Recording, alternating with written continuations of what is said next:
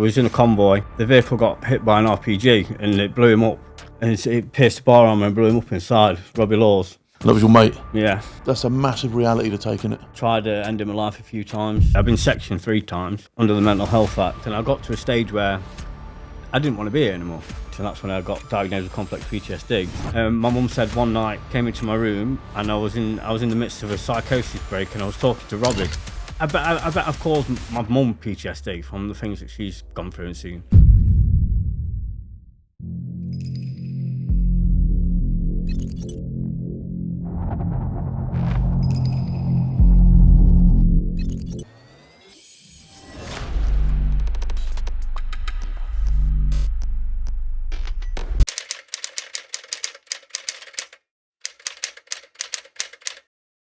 Welcome to the Debrief, where this week I've got a young man called Henno from the Mercian Regiment. How are you, buddy? All right? I'm good, mate. How are you? Good. Great to have you in, mate. Listen, the way this works then, I'm just going to chat through your childhood, all that sort of stuff, and then we'll talk about military stuff, and then we'll just debrief it, as it says on the tin. Okay, all right? mate. Yep. So, childhood, where are you from? I'm from Belper, Derbyshire. Okay. Yeah. In the Midlands. All right. Happy childhood? Yeah, it was good, yeah. Yeah. Yeah. What was you like as a kid? What did you like? Well, in the early years, I was quite a good kid, but then I got into the teens and I started to become a bit of a tearaway. So quite a sort of like repetitive pattern with my guests. Yeah. Just getting involved in Stable background though. Yeah, stable background. Yeah. Mother and father, all that sort of stuff. Yeah, mum and dad. They both split up, but they've both been in my lives forever. So. Oh, okay. Yeah. Okay, cool. What was you like at school? I was all right. I'm not academically brilliant, but no. But I always knew I wanted to join the army, so that was. Where did that come from? Do you know where that sort of came from? Not really. It's just something I've always dreamed about doing. Okay. Even when I was a kid, I can remember my dad, where he used to live.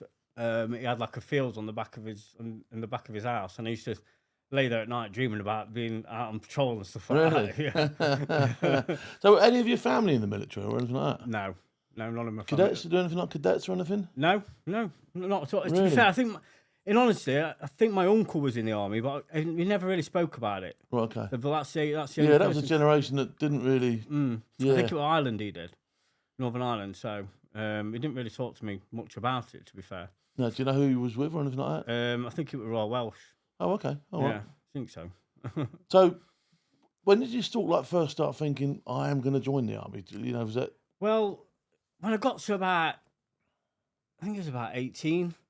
Because I tried to apply, and because I had an inhaler from the doctors, I couldn't. I had 2 more years because you have to be 4 years clean. Right, okay. Of being issued an inhaler from the doctors, so I had to wait another 2 years. So I got in at about 20. It was. Oh, yeah. So what did you do in between? Did you work? Yeah, little bits and bobs, factory work here and there, but nothing. Factory work. I did. First job I ever had was in a factory. It was absolutely awful. Hated it. Yeah. Walked out. Do you know what I mean? They didn't even pay me. I was gone. So no, can't do it. Yeah, it's not the best thing to do in the world, but it pays the money. You got it. Yeah, you got to make some money somewhere, haven't you? Yeah, that's it, mate. Yeah. So just bits and pieces. Yeah. Do you think you were sort of like, were you straying a little bit, drink, women, all that sort of stuff? Do you think you sort of like you needed the army by the time you got to it? The lovable rogue, they used to call me. Yeah. Yeah. The lovable rogue. I used to get myself into a bit of trouble. Yeah. Yeah. Nothing but nasty. Just no, nothing. Just general. Yeah, I was the same, mate. Trouble used to seem to follow me about. Like, do you know what I mean? It's just I don't know. I must have a punchable head or something like that. So you joined the army. Did you know anything about the army? Really? Did you sort of like? Were you sort of like massively into the army? Did you know about the army? I'd done some. I'd done like a little bit of research on it, but I'd not because back then social media wasn't about the advertisement wasn't as much, all that kind of stuff. But I knew a little bit about it, but not a great deal. So when you went to the careers office, what was the sketch? Because it would have been a careers office in them days, wouldn't it? Yeah, it was a careers office. Yeah, they went in and they sort of like explained what they want. What there was, you had 3 options, and it was infantry first for me, then pioneers, then AS-90 gunner or something like that. Yeah, so obviously the helicopter pilot was off the cards at that stage of the campaign. So obviously infantry was my first choice anyway. So. And did you know the regiment system then? Did you know what you were going to do? Did you know who was who? I knew my local regiment was the Mercian Regiment. Okay. Because obviously when I went in, it was Mercians that was advertised. Were they a spin-off from the Green Jackets or something? No, Worcester and Sherwood Foresters. That's right. Yeah. I knew they'd come together from an amalgamation somewhere. Yeah. So there was the Staffords, the Cheshires, and the Worcester and Sherwood Foresters, and they all amalgamated. Oh wow, okay. Yeah, that was all the div. I was in when I was at Royal Hampshire originally. That was all the same div, the Staffords, the Woofers, and the yeah. Fine fighting men. Yes, absolutely. Yeah. My station commander was a Stafford. So, how long did the process take from start to finish? You going into the careers office and going, right, I want to do this. How long was you in? I've got to say, it took about. I think in total it took about 8 months for me to actually get into basic training. Okay, and where was basic training? Because that was adult entry, wasn't it? Catterick, straight into Catterick. Okay, well. Yeah, straight to depot, and obviously 6 months in depot. And what year was that? Oh God, 2009. Okay, so the world was proper at war then as well. Yeah. So you're not going to. It's not a drinking club anymore. You're going to join up, and you are. Yeah. You're going to get Afghan or Iraq or both, I knew my regiment. I knew my regiment was going to be deploying when I was in basic. Okay. Did that have a bearing on the training? Did it? Were the staff particularly harsher on you? Do you think? It was definitely hyped. I think it was obviously I'd not seen the training prior, but I think it would have been more hyped up. Yeah, some of your section commanders presumably would have had tours under their belts by that stage. So it was more Afghan orientated. Yeah. There was like teaching us all different basic drills and stuff like that. Yeah. Like, it was Afghan orientated. Do you know what I mean? So so basic training for 6 months.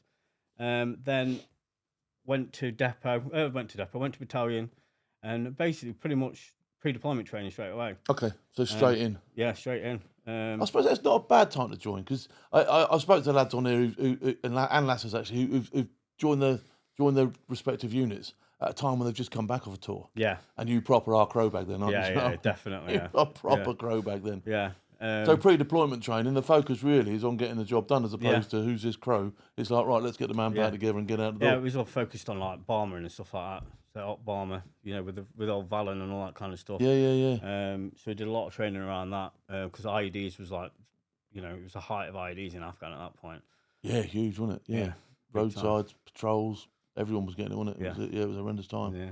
So that was your sort of like first, and yet presumably you go and meet your first platoon and all that sort of stuff. Yeah. Straight into battalion, straight to my first platoon, 6th Platoon B Company. Then we deployed out on Herrick 10.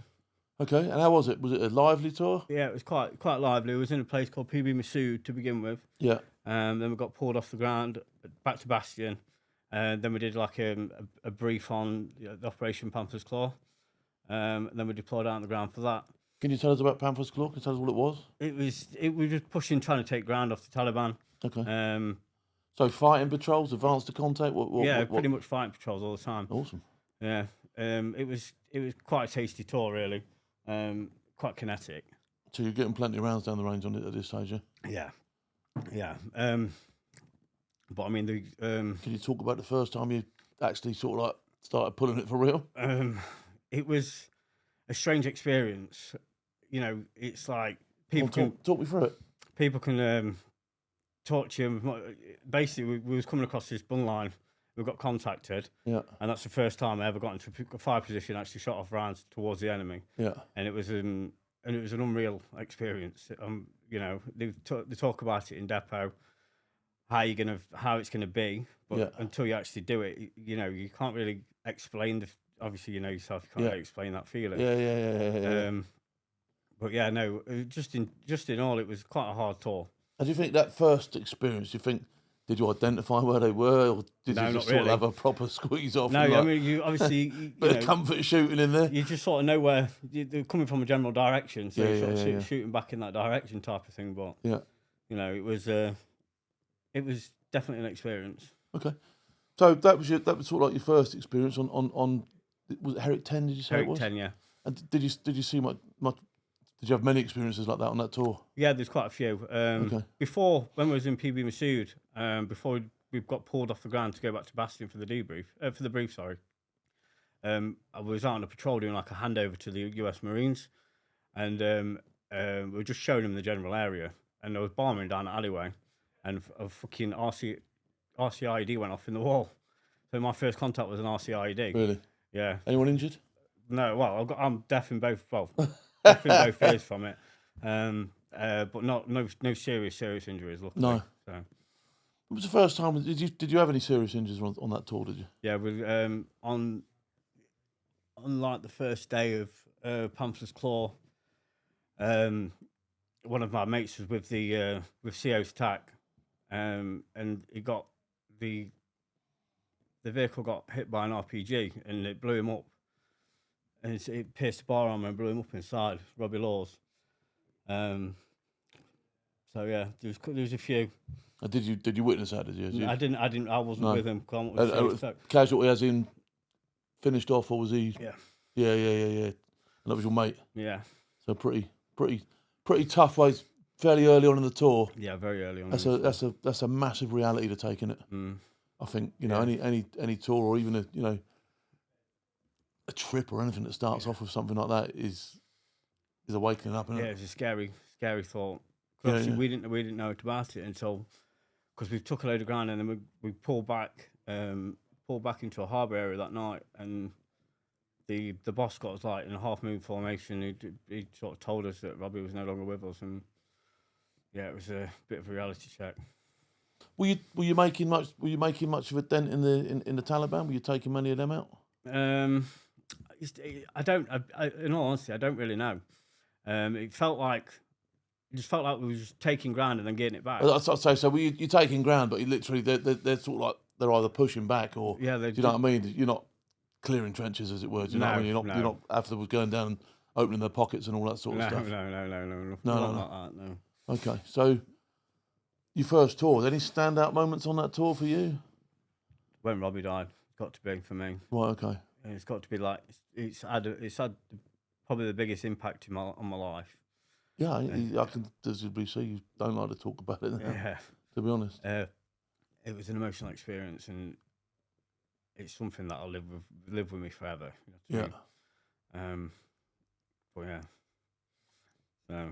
So funeral wise, did you make it back for Robbie and all that sort of stuff? I think that's quite a hard thing as well. If you lose a mate and you don't get to say goodbyes and all that sort of stuff. We got to meet his parents on the Freedom Parade round Derby. Okay. That was tough, meeting his dad. Yeah, I bet. Yeah. Yeah. But I think he needed to meet us to see who Robbie had been with and all that kind of stuff. Yeah. It's tough. Yeah. Tough stuff.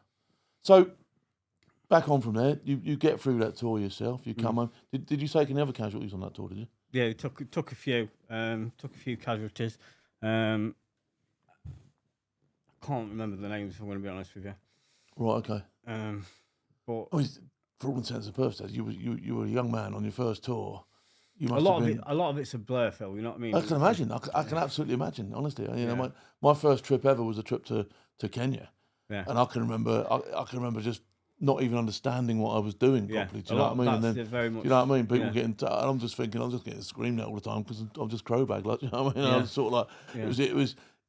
So to have the operational side on that, on top of that as well, do you know what I mean? When you're still cutting your teeth, you're learning your job, to have that operational thing, the realities, all that sort of stuff, must have been a proper pressure on you. Yeah. And how old was you? So early 20s? Yeah, very early 20s. Yeah, 21, I think I was. Yeah, so still a young man, really, do you know what I mean? Yeah. So you get back from that trip. Yeah. And what's the sketch now? Very much a drinking culture. Okay. Within the battalion. Do you think that was a coping strategy for many? Yeah. Were you talking about mental health in them days, or were you just going, fuck that? There was nothing. You had nothing like that back then. Yeah. There was no sort of like. Obviously, if there's visible wounds, then that's a different story. But But back then, I mean, I think there might have been little bits about it, but there was nothing like there is nowadays. No, but I think that was when, that was in the days when I think some people understood it, some people knew it, some people probably had it. Yeah. But on the wider spectrum, it wasn't being spoke about like I speak about it now, and you speak about it now, and other people seem you know, you look at the Marine Corps now.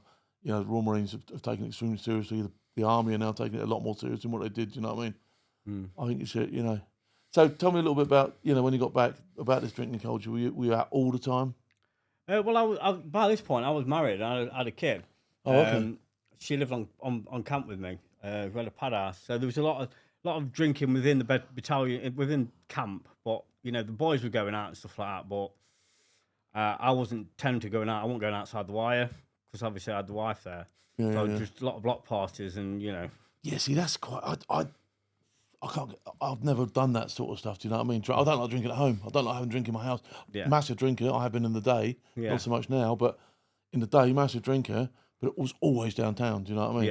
Yeah. I couldn't get my head around. You know, I might go to a barbecue once in a while, but I'd go to the pub on the way, probably the pub on the way back. Do you know what I mean? Yeah, I know what you're saying. But that whole thing of, you know, and let's face it, you can buy a couple of crates of lager for 40 quid, can't you? You know what I mean? So it's a cheap night out, isn't it? Really? Do you know what I mean? Yeah, definitely. So lots of that going on. Yeah, lots of that going on. What direction did your military career take then? Just bog standard, like training, day-to-day training. Went on the Lance Corporal Carter. Okay. Got Lance Jack, and then we went on to Herrick 15. Okay. Which was more like a vehicle-led. Well, we wasn't like tanks or anything like that, but we had like Mastiffs, Wolfhounds. Okay, so you had a bit of metal around you this time. Yeah. And how was that tour? It was. There's a lot of IEDs again. I drove over an IED on doing a resupply back from Bastion back out to. God, I can't remember the patrol base called now. Kamar, PB Kamar. Yeah, I don't know. Yeah, we was driving and we was in a convoy, and I was second vehicle. The first vehicle must have missed it, and I drove straight over it. And if it weren't for the bar armor under the belly, I probably wouldn't have been here now. Really? Did you proper feel it? Yeah, it went the whole front of the wagon just like basically went. The wheels were off the off the axles and everything. Any casualties involved in this? No, one? luckily, yet again. It has to be testament to the vehicle. God. That has to be testament to. A little bit luck in there as well. I'm going to tell you, like, you know what I mean, but it has to be testament to.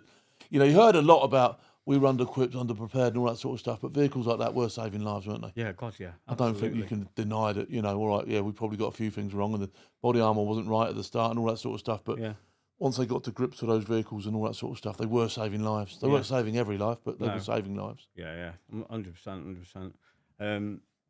Yes, and that was obviously waiting to recovery there. We was there for hours, absolute hours. But we was doing a handover to, because what we were doing, obviously did a resupply back to Bastion, but at the same time we picked up the colour boy from the rifles who was taking over. So he was on like the advance party. So he was our top cover. And he was driving back. As we're driving back, I drive over this IED, and he went up into the air, come back down through the hole, and the fucking Jumper came back down and landed on top of him. Mate, lucky. I mean, if you'd have spun either way, you'd have come down onto a metal body, wouldn't he? It was only an SV as well, so it was lucky. Yeah. You know, but yeah, I think it was like they put like aftermarket kind of stuff. Put the belly armor on after it was produced, not like the Mastiffs now where they put them on straight away. Right. But no, yeah, it was very lucky. Wow. So that tour, any more incidents of note for you? Not necessarily to me. There's a man away on that tour. I can't remember his name now, but I think it's the first time we got called on a Herrick. They were doing they went into a compound on a night patrol. Obviously, you count your blokes in, count your blokes out. Well, they didn't count the blokes out and left one in there in a compound. And the people who owned the after we'd left, the people that owned the compound found him, hid him. The Taliban actually apparently came. Obviously, I went on this patrol. The Taliban apparently actually came, and they'd hid him well enough. And obviously the Taliban left again, and they sent out. I think there was like loads of air assets out looking for him and all that kind of stuff. But they found him again in the end. Because there's a massive thing with Afghan people, and I've come across this myself before. Even if they're hostile sometimes, if they're supposed to be looking after you, they will up until their border, and then you're on your own. Like, do you know what I mean? You're gone then. Do you know what I mean? Is it called? I can't remember what it's called, but it's actually called something. It is called something, and I can't remember what it's called for the life of me. I can't. But it's depicted in a number of films and all that sort of stuff as well. Yeah. But it is a genuine thing whereby you're all right once you're in my house. Yeah. And I'm going to defend you up until the last. I'll even fight for you, probably. It's in that film Lone Survivor, isn't it? That's right. Yeah. But imagine that. Did you get to speak to the lad who it was when he got back? Yeah, I knew him. He was in our patrol base, but I wasn't part of the patrol. He come back. I mean, what was his story when he come back? He must have been. He's like, he was saying to everyone that it was all right, but he was shook up. You know what I mean? Of course he was. But he got chopped out of the patrol base, back to Bastion. Yeah. I don't know what happened in Bastion, but then before I know it, he'd been Kazivac back to UK. So I don't know what was happening. Maybe I've not spoken to him since, to be fair. Really? But he must have sent his head a little bit that. Yeah, it's not the greatest of things, is it? No. Not the greatest Getting left at by all. patrol. Left, just like, how could they do it? Can you imagine that second when you suddenly realise? Can you imagine being the bloke that's supposed to count him in? Yeah, the whole thing. There's just reeks, isn't it? The whole thing just reeks. Anyway, so you had that on that tour. Anything else of note? IEDs, like a lot of IEDs. I can't remember the casualties on that. I'll be honest. It's like again. And were you a Lance Jack by now? Were you? I was a Lance Jack. You were a Lance Jack now, so a little bit of responsibility this time. Yeah. But obviously, so much has happened that there's things that stand out in my brain. There's things I just can't remember anymore. You know what I mean? Yeah. So, until you come back from Herrick 15. Yeah. What years was that? 2015. Okay, so still pretty punchy. Yeah. It wasn't as intense, put it that way. But like I say, it was more vehicle one on that. Yeah, so you weren't. Yeah, I mean, the one before sounded like you were actually going on patrols, looking for them and chasing them down, all that sort of stuff. Come back from Afghan that time, and just like did some overseas exercise in Kenya. Yeah. Grand Prix Charlie or something they call it, Grand Prix Alpha, something like that. Something like that. Yeah. The Nuki and. Yeah, that's it. The Nuki Showground. The Sportsman's. Yeah, the Sportsman. I've been there a few times. Yeah, and then I got out a couple of years later. Okay. And then adjusting to civilian life was a different battle altogether. So yeah, let's talk about civilian life. If you're happy to talk about civilian life. Yeah. So you get out. You've had how many years in? So I did 7 in total. You've done 7 years in. You've done 2 punchy tours of Afghanistan. Yeah. Sorry, that was just, you didn't do anything. You didn't go anywhere else. That was it. No, You've just done Afghan, and that was it. So you've more than served your country. Like, do you know what I mean? How did you find it? What made you get out first of all? Why did you want to get out? I was at I felt like I was like stagnant. I didn't think it didn't feel like anything was. So Junior Brecon wasn't on the cards. No. You weren't going up the ranks. No, I think part of me knew that I'd done my time and I was ready to sort of move on. Yeah. But then I get out and I don't know. I felt like I got out, but I wasn't. I was ready, but I wasn't ready. And then then the adjustment into civil life was so. The culture shock was so mad because I mean you got to think when I joined I was what 20 something like that, and I'd never really been paying bills. I'd never I'd never really rented my own property or anything like that. When I got into the military, it was all done for me. Yeah, do you know what I mean? So getting out onto Civvy Street. Were you still your missus now? No, I split up. I got divorced at this point. Okay. Too much drinking. Is that it? Really was. So that just sort of like too much had happened. She's pop smoke gone on. I can't deal with that anymore. Any kids involved in? Yeah. I had a little boy at this point. Okay. Yeah. Do you still see him? Yeah. Okay. I was on phone to him yesterday. Yeah. Brilliant. Okay. Yeah. So you're out. You really are on your own now. You're on Civvy Street. Yeah. What are you doing? Where are you going? What's your thoughts? Partying. Really? I didn't know how to cope with everything that was going on. How were you funding your partying? I was getting jobs. I was getting myself employed. Yeah. And I was working for a little bit, and then it was all just crashing down. So I'd get a job for a bit, and then things would fall by the wayside. I'd be out too long, stay out all weekend and all that kind of stuff. Right. Okay. So proper getting on it. Yeah. Bang on it. Yeah. The whole and just everything that comes with it. Yeah, comes round to Monday, and I'm still, it's just not. You want a good existence at the time, and, I wasn't living, I was surviving, if that makes sense. Yeah. Do you think now, looking back at it, you have now got some mental health problems from that? This is what's causing a lot of this. Absolutely.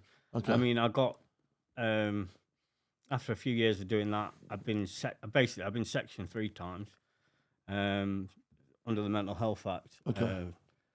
Tried ending my life a few times. Tell me about that, if you can. So, just not being able to cope. So you reach a point, and I've been at this point myself. Honestly, I have. I sat in prison with my point. Do you know what I mean? Yeah. Looking at it from a point of view that I can't get any lower than this. Do you know what I mean? Absolutely. And it just got to a stage where, excuse me, I felt like everything I did wasn't good enough, or I was letting people down. I wasn't present for my kids, my son at this point, because I only had 1 kid at this point. Yeah. And it just kept repeating the process, Phil. It was a constant process, and I got to a stage where I didn't want to be here anymore. And if it weren't for my family, my mother especially, I probably wouldn't be. Well, okay. Because So did you get to the point where you're sort of like exploring ways of how you were going to do it? Yeah, that sort of stuff. I wrote letters to my kids and all sorts. Like so they could read them when they grew up and all that kind of stuff. Yeah, that's how So it's all planned, not like a spur of the moment type thing. Yeah. You're not like right, but literally thinking. Yeah, it was. And how did your mum help you out? Did you talk to your mum about it? My mum, I didn't to begin with. But then it got that bad that I couldn't hide it no more. And I first got sectioned, my whole family was in absolute bits. It was like something needed to happen. So they sectioned me under the Mental Health Act, and that's when I got diagnosed with complex PTSD. Okay. I was in there for 4 months. So I was in there for quite a lengthy stay. In there being? In the mental health ward. Okay. Grab one unit at Derby. Okay. Is it a civvy one, that, or is it? Yeah, it's a civvy one. Okay. Yeah. Again, I get the feeling with a lot of serving personnel that you go to a civvy institution like that, it ain't going to work too well because it's not. It's not. They don't understand, do they? No, it's a different thing. I mean, and this is no detriment towards anybody else, but there's people there that have got like different sort of issues. Where my issues was my PTSD based around what you've seen and what you've done and what you've left and all that sort of stuff. And the people just quite don't get it. You know what I mean? So it served a purpose because it kept me safe for a while. Yeah. And it actually got me the official diagnosis. You know what I mean? So that in that respect, it was good. It done you a favour. But I sort of got out. When I got out, the process started again, and this was going on for. It went on for. I mean, college could have been a good 10 years. How did you deal with COVID? I did well. I was in the madness at that point. That's what I'm saying. You're in the swing of this. You must have just been in a drunken haze. Yeah. Well, at this point, I was in addiction. Right. Okay. So you're an addict. You're drinking. You're the full suite. Yeah. You got the whole lot going on. Yeah. I was literally isolated. I had the council put me up in a flat in Ilkeston, and the only time I'd leave is to go and pick alcohol up or go and sort yourself out with what you need for your bits and pieces. Yeah. It was horrible. That's horrendous. That must have been really horrendous. At this point now, again, you must be getting near the end of the tether mentally, going, tell you what, what's the point in this? Yeah. It was just literally every corner I sort of used to turn around. It seemed to be a block there. I couldn't get past it. And like I say, this went on for 10 years. That's a long time. That's longer than you served. Yeah. And it's only up until the past, wow, what now? 4 months that I can actually see a light at the end of the tunnel. So talk about how you got to the vision of this light at the end of the tunnel. So I've gone through various different things, and different stints in the mental health unit. Yeah. So 3 up till now. And with no joy. Every time it'd keep me safe for a little while. So basically, I see a pattern emerging here. You get completely off your tits. You then get sectioned. Yeah. You go into the sectioning. It doesn't cure you, but it takes you back to the stage where you can start all again. Yeah, basically. So then you get off your tits again. It gets to the stage where you need sections. I mean, that's no life, is it? No, absolutely not. And that was my life. But the thing is, it's not just my life; it's my loved one's life as well. Yeah, absolutely. Yeah, no, 100%. There's always a. Yeah, it was. I bet I've caused my mum PTSD from the things that she's gone through and seen. You know, there was at one point I was in the madness that much. I couldn't at this point. I couldn't function on my own, so I had to move into my mum's spare room for safeguarding issues. Well, yeah. I mean, you're not presumably not feeding yourself. You're not. Self-care was out the window. My mum said one night she was in bed and she could hear me talking. Came into my room and I was in the midst of a psychosis break and I was talking to Robbie. Just sat in my room talking to Robbie. Yeah. Obviously, my mum was petrified, and I'm doing. It's something that really gave me a reality check when I heard it back when I got into treatment. You know, because I'd forgot about it. It wasn't until she said, and I was like, wow. Yeah. You know, the whole thing is just. Oh. But yeah, anyway, so I was isolating in my mum's spare room, and a friend of mine who was going through a similar thing, went into treatment, a place called Tom Harrison House. Okay, which is? It's a treatment centre for veterans in Liverpool. Okay. And veteran specific. Okay, so now you're being treated, but this time with people of your own ilk. Yes. Your own peers. Yeah. They address like trauma-based therapy. Okay. So that addresses my complex PTSD. Yeah. And they address addiction and alcoholism. So that addresses my. And you're with people presumably who you can bounce off. Absolutely. And all that sort of stuff. Everybody's sort of like not like-minded. Yeah. And it was, it's a 3-month residential place. You literally move into a house up there, and there's usually about 13 or 14 other clients at the same time, and the place is fantastic. And is that strange? Is there sort of like, because you've all got something in common from day one there? I suppose that's a plus side of it. But you've been out of the army for how long? Have you been out of the army for at this stage? Years. I couldn't even put a number on it now. Yeah. But yeah, no, it's strange, but it's almost like I felt like I was home again because I was around people. It felt like back in, because I was like around people that were served as well. Yeah. It was almost like I was back in battalion. Everyone's got the same sort of mindset because that never leaves. I don't think it does, and I think this is one of my biggest points to people that if you've served at any level, you got to a point in your life when you passed out through those depot gates where somebody had manipulated and moulded you into something that they wanted you to be. Yeah.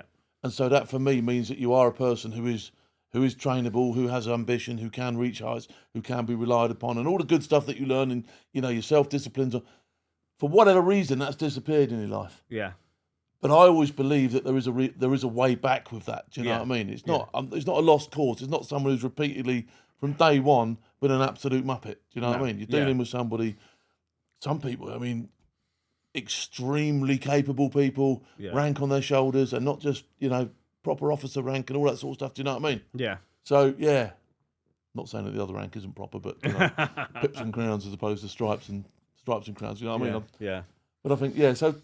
Can you talk about a little bit about the therapy and stuff that you received and why you think it was? Yeah, so I mean, it's very much like it's, when you get into training and they basically break you down and then build you back up again. Yeah. That's very much what it's like in the treatment centre. So they'll take you back to bear and you'll come and you'll... So you have to acknowledge some demons there, don't you? Absolutely. And how was that? It's hard. It's probably the hardest thing I've ever done in my life, and that's including 2 tours of Afghanistan.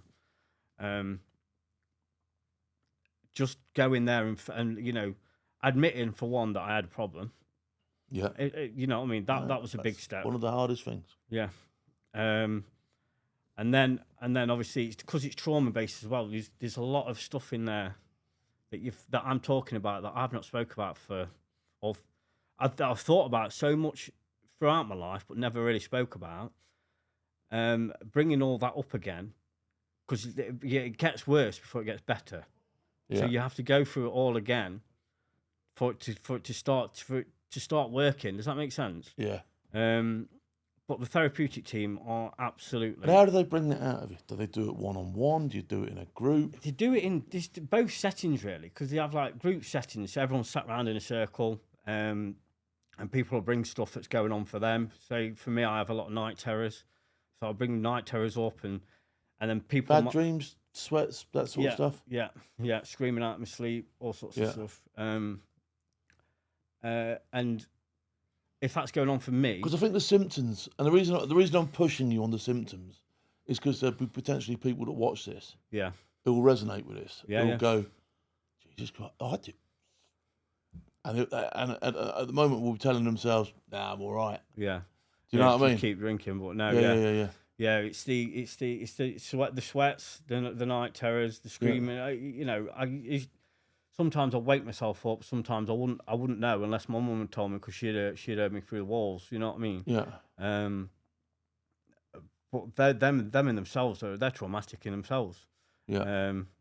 But yeah, so if you're in a group setting and I'm bringing something like that to the table, there might be somebody else in that group that's got that going off, but didn't have it in them to bring it out. But because I brought it out, it opens up them like a pathway. So the peer group pressure is almost working for you here, as opposed to against you. You know, absolutely. where perhaps the peer group pressure when you're in your battalion will be saying to you, "Don't mention that, son," because you'll be getting in the shit. Like, do you know what I mean? Now it's going, get it out, go on. Yeah, absolutely. And you're encouraged to do so. It's quite a beautiful experience, really. Yeah. Some of the people that I went through treatment with, I know, and I consider family. I've been through that. Lots of emotion. So emotions, and I'm awful for this. Emotions that are like alien to me half the time. Do you know what I mean? Yeah. Love. Emotions that maybe perhaps as strutting around the planet as an alpha male. Yeah. We tend to sort of like push out the way a little bit. Yeah, definitely. They definitely bring them to the surface. I mean, there's blokes in there that'll confess that they've never cried in years and years and years, and then they come into treatment, and all they do throughout the whole treatment is cry. And it's quite moving to see and to experience and go through and to grow, because that's what you're doing with these people. You're growing as the treatment goes along. You're growing. You're learning their story. You're learning all your other peers' stories, and they're learning your story. And you find by the end of the 3 months that you know them more than you've known somebody for years and years, because it's all laid out bare. You know what I mean? Yeah, there's nobody's. There's no hiding away from anything. Behind the curtain, because if the therapist will pick up if there's something like you're not bringing to the table, the therapist will pick up on it. Really? So they know it. They're the B's and E's. They know what they're doing. Absolutely fantastic. And what are their backgrounds?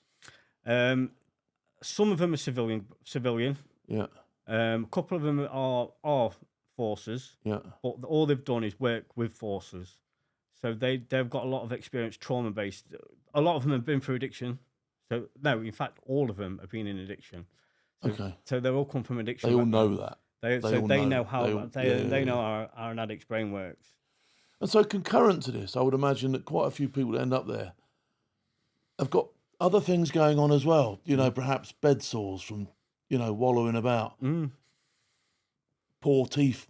Yeah. You know what I mean? So bad innards. Yeah. Do you know what I'm saying? So there must be all that to deal with and all. Yeah, so they've got the day-to-day basics of therapy stuff going off, but what the other thing that they do is exactly that. They help put people's lives back on track. So if you've got admin stuff like, you need to apply for some sort of benefits because you come from a working background and you're coming into therapy and you need to go on to benefit, they'll help with that. They'll help that transition. Yeah. If you've got appointments at med centres and stuff like that, they'll get you to the med centres. They will physically take you, wait for you, pick you up, and bring you back. Okay, so during this period of, is it 3 months? You said 3 months, yeah. Are you pretty much sort of like you're gated? Yeah. There's absolutely. You're definitely not. You're definitely not going to feed addiction, and you're definitely. Oh not God, be, no! Yeah, nothing like that's going to be happening there. No, yeah. It's like even in the evenings, they've got like a series of houses, and they've got a thing called living support. So that's a staff member that lives within these like group of houses. Yeah, is there 24/7. Okay. So if there's anything going off, did you ever feel like in that stage? Oh, sod this! I've had enough. Yeah, absolutely. It was hard, Phil. It was. And probably... what pulled you round? What pulled you round to go? Because bearing in mind you've been there before, you've gone, sod it. Yeah. I'll have a the thing that pulled me around was the people I was surrounded by. Okay, and that's what I'm getting at, because I think that's, yeah. It's a. I'll say it again. It's like being back in battalion. Yeah. You've got these other people around you, but they're all like you. And like I said, I've met some of my people I'll know for the rest of my life in there, and they are what pushed me through. If you're having a down day, because your mates know you that well, yeah, they'll like clock onto it and they'll pick you up, and you know what I mean. They keep you going. So there's a proper buddy system going on in there. Absolutely. On top of the therapy with these skilled people that are doing their bits and pieces. Right. So at the end of that, I think you're right in saying you graduate from there. Yeah, you graduate. Yeah. Okay. So it's excuse me. It's at the end of the 3 months, all your family come up, all your peers are there, and they have like a big ceremony. You graduate, and then you like officially leave the doors, but then you don't. I mean, you can go home if you want after that, or you can go on to the next stage, which is called bridge, which is like a bridge to normal living. Yeah. And they've got a series of houses around Liverpool, and they put you up in a house. You have a key worker. It's still like abstinent based, so obviously. So you got like a bit of a handrail now. Yeah. Is this the stage you're at? Yeah, this is the stage I'm at now. All yeah. Right. And it's so you know, because you know people that come through as well. You've got like a bit of a community there. Yeah. So it's all abstinence based. You know, the house is all done to a good spec. It's and you've got a chance to go on to do college courses and bits and pieces like that. And there's lots of different avenues you can go down. But it's like finding your feet again. It is literally a bridge to normal living. Yeah. And now you're being a little bit of exposure. You're not all squaddies now, are you? Not all. No. There is some civilians in there. Okay. But in honesty, there's quite a lot of veterans, because obviously we're all coming through at the same time, and a lot of us are in the same position, so we're all sort of like doing the same thing and staying on at bridge, and sort of like finding out what life has got to hold for us. Yeah. So look quickly now. What are your ambitions? What do you see happening now with your life? So for me, I want to be a barber. Okay. All right. So I've got this. September's obviously that's when they're taking in. Yeah. So for the time being, I'm just literally taking each day as it comes, building my routine around others. So I'm going to the gym, and then I'm like working my routine. There's a lot of fitness done there. A lot of fitness. I mean, I train twice a day now. Yeah. That's another thing about the THH and Bridge. They put transport on to and from the gym every single day, so you can work out every single day. Which is good, isn't it? Which is absolutely. And I've got to be honest with you. You know, I was getting myself in trouble a few years back. You know, I got in a heap of trouble, and my life was plummeting. And boxing saved me. Yeah. Boxing proper turned me around, because it was like it gave me focus. There was people in there that wanted to achieve. Yeah. And I do say to people, you become a product of the people you hang around with the most. Yeah. Do you know what I mean? So hang about with shitbags. Hey, guess what? Yeah. I'm a shitbag. Do you know what I mean? But it's right, isn't it? Do you know what I mean? Yeah, absolutely. So you get to the gym, you meet these keener people that want to achieve, that want to push things in life, and want to do stuff that's cool. Then hey, guess what? I'm one of these people as well. For me, it sets me up for the day. I go up at 5:30 every day and go to the gym, and then after I've been to the gym, that's me. I'm up. I'm ready. I'm ready to take on the day. So how many days clean are you now? I am 3 months and 6 days, I think it is. Okay. So that's what 90-something days clean. That's tremendous effort. It really is a tremendous effort. And looking into your future now, do you ever see a period where you would be tempted to go back to any of that, or do you now think no? And what would be your plan to stop you from going back if this? And I've started to sound like a fucking therapist here, like, do you know what I mean? But I want people to understand the process. Like, yeah. So for me, I've got like little things. If I start isolating, or my hearing gets worse, or my night terrors come back, I have to make a decision. And people around me as well, they're aware of it. My key worker and all that kind of stuff. Yeah. Say if I'm not attending meetings, stuff like that. Or stop going to the gym, or stop going to the gym, for example. The people around me will know, and they can intervene. But for me, it's if intrusive thoughts start coming back, I need to speak up about it. Because you attend meetings there. So Narcotics Anonymous, Alcoholics Anonymous, Cocaine Anonymous, all them kind of. So you have to do like 3 meetings a week. So you go there and like-minded people share their stories, and they have the main share on and all that kind of stuff. So you keep attending them, and just keep doing the work. You know, if you've got to put the effort in to maintain sobriety, it's got to be first thing in your brain, first thought in your mind when you wake up in the morning. So it's the only way through. You can't get complacent with it. That's the right word. Yeah, I suppose there would be. You know, mate, when I first gave up smoking, you know, I literally got back into smoking because I had a cigar, I'd be right, New Year's Eve. Next minute, 20 Roics down the range. Exactly, you know what I mean? Done in it, do you know what I mean? You're in it, and I think that's the nature. And I think if you accept that nature, I just don't touch anything now. I wouldn't put a vape in my mouth. Yeah. You know what I mean? So that's it, done. Can't do that because I know that if I do, I'll be bang on it again. And that for me was a fitness nightmare. Like, do you know what I mean? So yeah. So just before we sort of like wrap up a little bit, where do you see yourself in 5 years' time? Hopefully, having my own little barber business. Yeah, that's what I'd like. You know, get my course done, get into a little shop somewhere, rent a chair for a couple of years, and then eventually own my own shop. Yeah, that's what I mean. And they'll help you with these courses to get there and all that sort of stuff. Yeah, that's it. Yeah, that's what they're there for, to help guide me put me on the right courses for a start.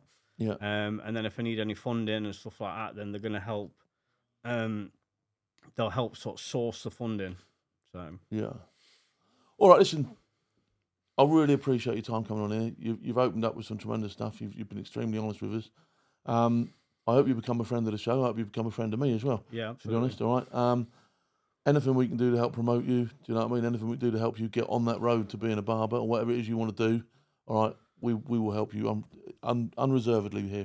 Thank you. We've got your back. Thank you very much. Thank you for having me. So thanks for coming. All right, bud. Cheers, mate. Thank you. Nice one. Bye. All right. Nice Cheers. one, Henno.